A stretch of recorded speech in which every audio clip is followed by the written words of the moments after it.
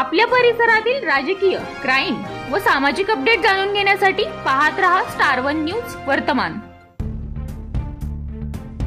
जनता पक्ष हे आदरणीय देवेंद्र फडणवीस यांना भेटल्यानंतर मला असं जाणवलं की आपल्या लोकांचं काम करणारा, आपल्या बरोबर राहणारा असा नेते ते आहेत. त्यामुळे मी भारतीय जनता पक्षाबरोबर जायचा निर्णय घेतला. कारण तुम्हाला माहिती आहे की चंद्रकांत दादा स्वतः इथे आले आणि त्यांनी आपल्याला आमंत्रण दिलं की आपण आपल्या पक्षाबरोबर यावं. तुमच्याच कार्यकर्त्यांचं मेन म्हणजे आपल्याला कार्यकर्त्यांची मला सर्वात मोठी काळजी आहे आणि मी कार्यकर्त्यांसाठीच राजकारणात आहे.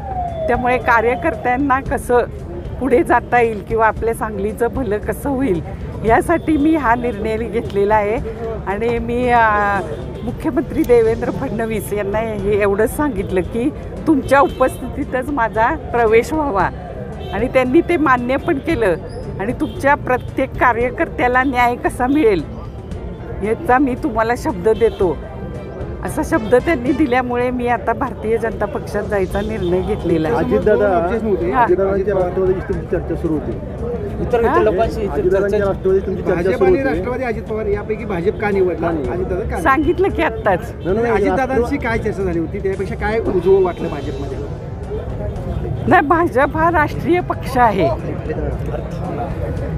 आणि मोठ्या पक्षात जाणं मी गेले 3 महिने सर्व कार्यकर्त्यांशी चर्चा केली की आपण काय केलं पाहिजे आणि सर्वांचा असा निर्णय झाला की आपण एका मोठ्या पक्षातच जाऊया, म्हणजे राष्ट्रीय पक्षात जाऊया. आणि त्यांच्या इच्छेप्रमाणेच मी हे सगळं केलेलं आहे.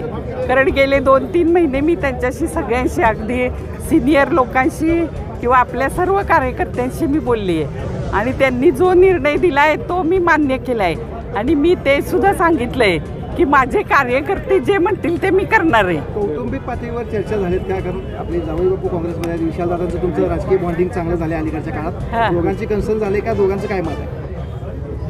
नाही, बघा, काँग्रेस पक्षातनं आपल्याला काढलं मला, म्हणजे तर तेव्हा आपल्याला कळलं ना की आपल्याला दुसऱ्या पक्षात कुठल्या तरी गेलं पाहिजे, आपल्या कार्यकर्त्यांसाठी गेलं पाहिजे. त्यांच्यासोबत काही चर्चा झाली का? त्यांची मतं घेतली का? आता पक्षातनंच काढल्यावर त्यांची मतं कशी घेणार? कौटुंबिक पातळीवर पक्षाची म्हणून कौटुंबिक पातळी 14 पासून मोदींवर आणि देवेंद्रजींवर विश्वास जो लोकांचा निर्माण झाला, विशेषतः जयश्री वहिनींसारख्यांची नेक्स्ट जनरेशन, त्यालाही दिसतंय की पुढची 20-25 वर्ष खालीवर डबल इंजिन सरकार हेच आहे. राजकारणामध्ये राहणाऱ्या माणसाला फार दिवस सत्तेच्या दूर राहता येत नाही. संस्था असतात, माणसं असतात, प्रश्न असतात, विकासाची कामं असतात.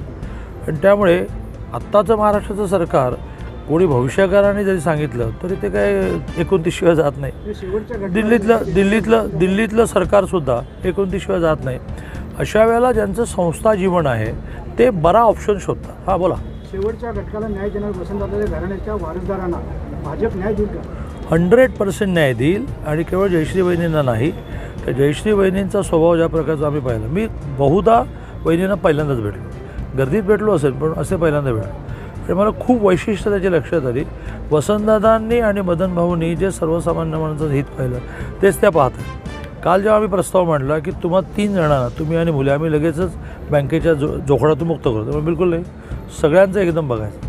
त्यामुळे आणि आम्ही सगळ्यांना आता शब्द दिला की बाबा तुम्हाला या सगळ्यातून कायदेशीररित्या, बेकायदेशीर काही आम्ही करतच नाही, चौकटीत बसून आम्ही तुम्हाला सगळ्यांना व्यवस्थित एकेकाला मोकळं करू.